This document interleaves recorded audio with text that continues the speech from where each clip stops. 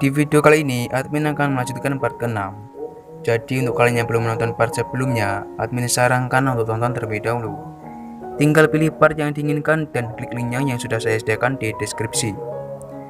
Dan sebelum kalian lanjut ke isi videonya, saya harap kalian sudah like video ini dan subscribe bagi yang belum. Setelah Tang San menunjukkan kemampuannya dalam menggunakan senjata tersembunyi, dia juga mengeluarkan jurus-jurus yang telah ia kuasai dari Tang Men. Dia mengangkat kedua tangannya dan menghadapkan wajahnya ke langit, sembari berjanji akan mendirikan sekte Tang Men di dunia tersebut. Dan singkat cerita, memperlihatkan 5 tahun kemudian, Tang San yang telah tumbuh dewasa berjalan bersama Shou.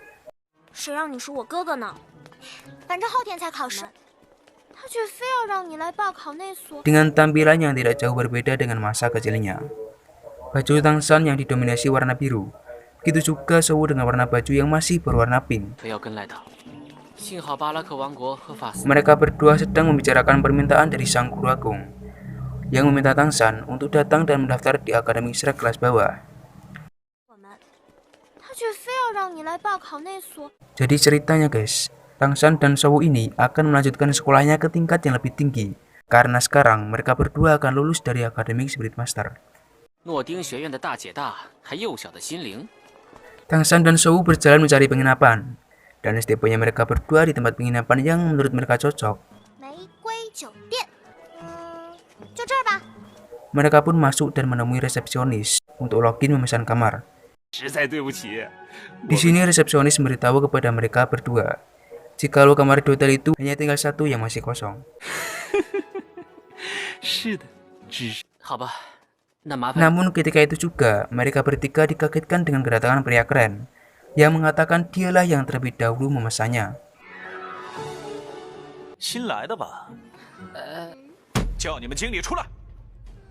Sehingga dari sini timbul percikan api kemarahan dari Shou yang emosian, dan langsung menantang pria itu untuk bertarung dengannya.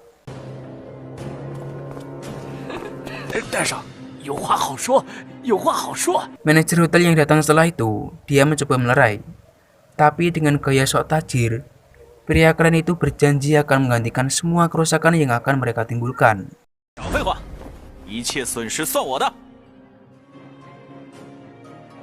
Dan di sini Tang San yang menyadari kemarahan Shou, ia pun menghentikannya untuk bertarung.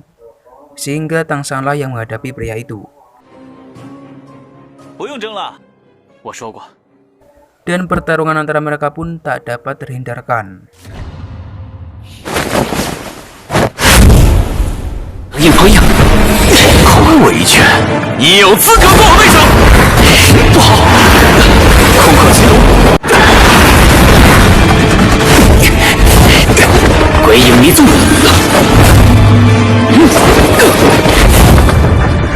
Awalnya mereka bertarung dengan tanpa menggunakan kekuatan roh sama sekali. Namun ketika mereka berdua mengetahui pertarungan itu akan 50-50 alias imbang, mereka berdua memutuskan untuk bertarung dengan kekuatan roh.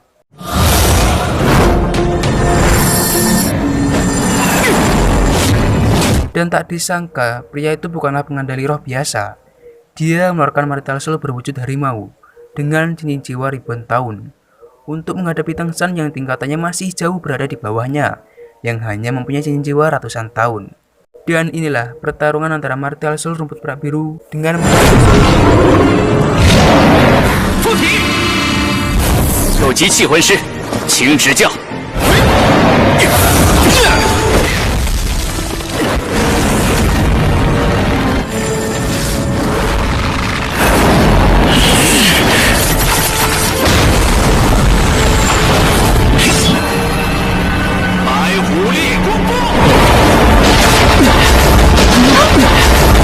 ketika Tang San mengeluarkan martial rumput perak birunya yang beracun dengan penuh ambisi kemenangan dan melilitkannya ke tubuh pria itu, nampak tak sedikit pun pria itu dapat bergerak dan mematahkan serangan dari Tang San.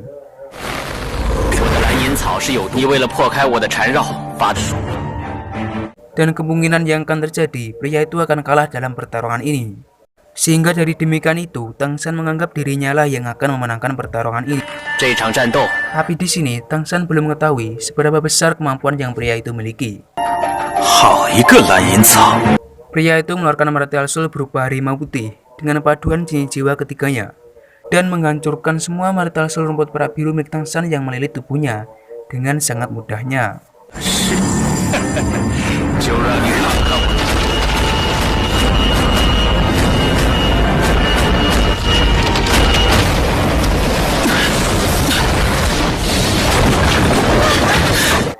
Dan dari sini tak dapat kita sangka lagi, ternyata pria itu bukanlah orang jahat yang seperti kita kira.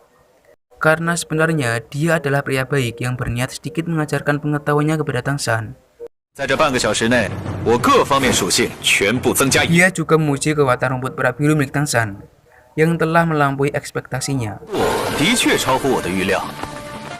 Di sini dia memperkenalkan dirinya. Jadi guys, pria itu bernama Demo Bai.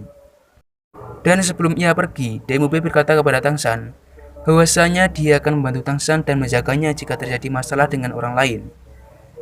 Yang secara tidak langsung, Demo Bai berharap Tang San dapat menjadi sahabat karibnya. Ia juga menawari Tang San untuk bertemu dengannya di jalan menuju Akademi Xer. Dan pada akhirnya, Demo Bai membuang egonya dan memberikan pesanan kamarnya kepada Tang San.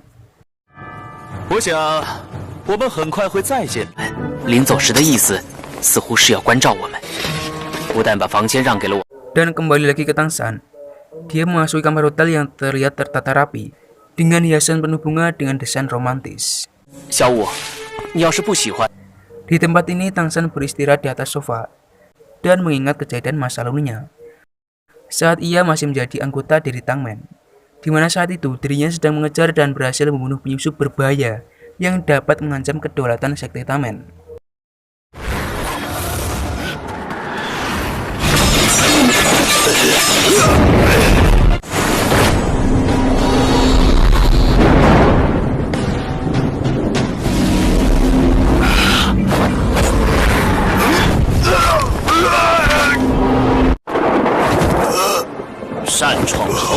Dan singkat cerita, di keesokan harinya Tang San bersama Shou pergi ke sebuah toko benda antik untuk melihat dan membeli sesuatu yang ia butuhkan.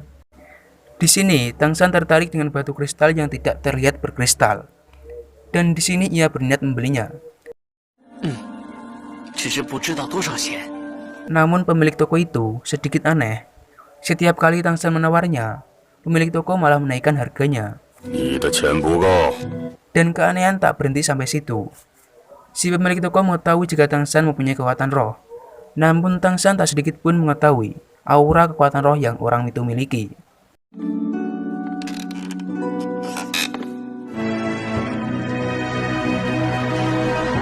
Dan di saat orang itu melihat ikat pinggang yang Tang San pakai, dia menanyai Tang San dari mana ia mendapatkan ikat pinggang itu.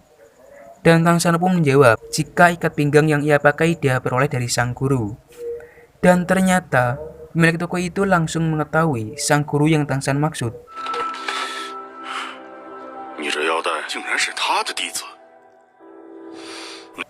Pemilik toko itu langsung memberikan batu kristal yang Tang San inginkan tanpa ia harus membayarnya. Dengan kata lain gratis. Namun di sini Tang San tak menerima begitu saja. Sebagai tokoh utama yang berakhlak, dia tetap menghargai pemberian beliau dan meninggalkan 2 kantong uang di atas meja.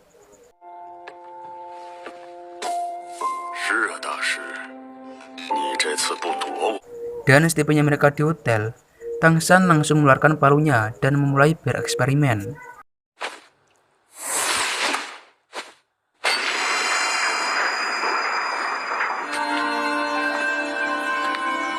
Dia memecah batu kristal itu menjadi butiran-butiran bola berwarna emas. Tang San meminta Shou untuk secepatnya memungut bola-bola itu, karena benda itu bukanlah benda biasa. Tang San mengaku jika benda itu dinamai sebagai rambut kristal, sebuah bahan baku untuk pembuatan amunisi senjata rahasia miliknya. Dengan amunisi dari benda tersebut yang ditambahkan dengan kekuatan jiwa miliknya, dia dapat menembus sekaligus menghancurkan tameng.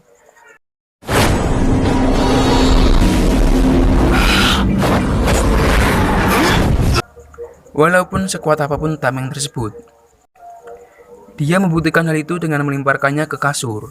Dan seketika itu juga kasur tersebut meledak kuat dibuatnya.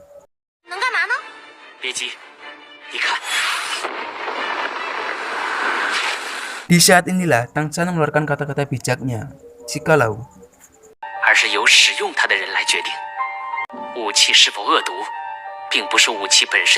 pada intinya, seberapa bahaya pun suatu senjata tetap tergantung pada pemakainya. Jikalau pemakainya bijak, maka akan menciptakan kebaikan. Tapi jika jahat, yang pasti akan menimbulkan kehancuran atau keburukan.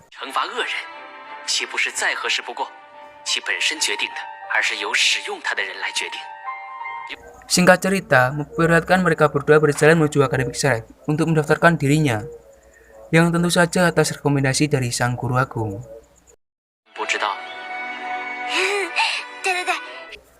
Dan setibanya mereka di tempat pendaftaran, mereka langsung ikut mengantri untuk mendaftar.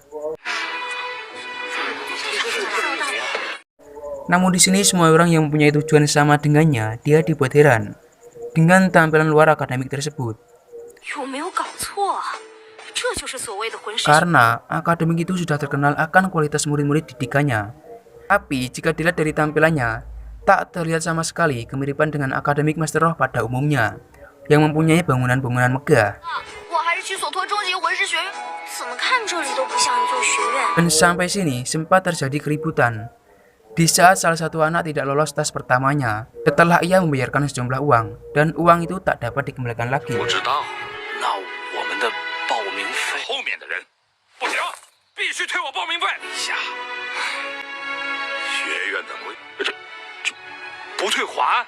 Karena ternyata anak itu tak memenuhi syarat ketentuan mendaftar. Jadi pasalnya, setiap anak yang ingin menjadi murid di akademik tersebut harus sudah mencapai kekuatan roh level 21 ke atas.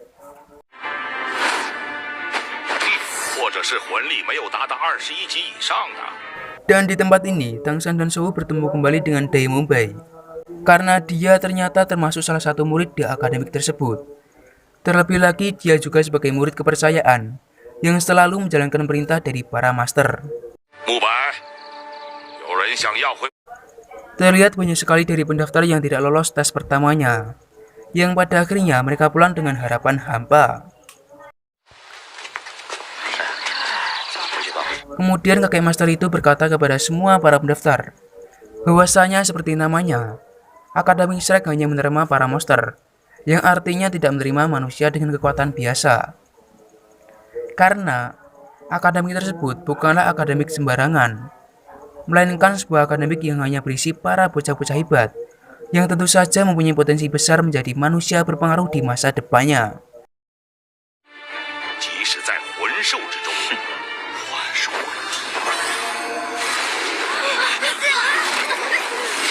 Dan selanjutnya nampak terdapat wanita cantik yang sedang mendaftarkan dirinya.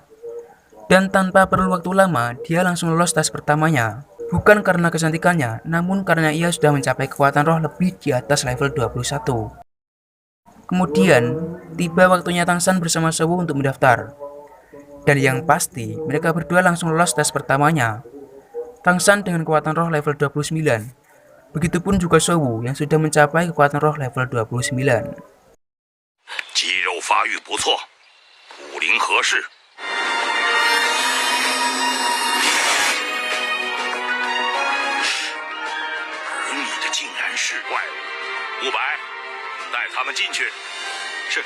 Dan singkat cerita, usai mereka para pendaftar lolos, yang di sini hanya terdapat 4 murid yang lolos, termasuk Tang San dan Shou, mereka diantar Dai Mumbai menuju tempat tes terakhirnya.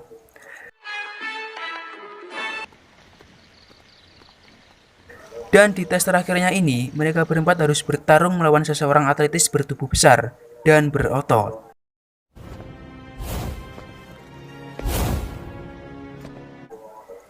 Dan dia memperkenalkan dirinya jika ia bernama Zhao Wuji.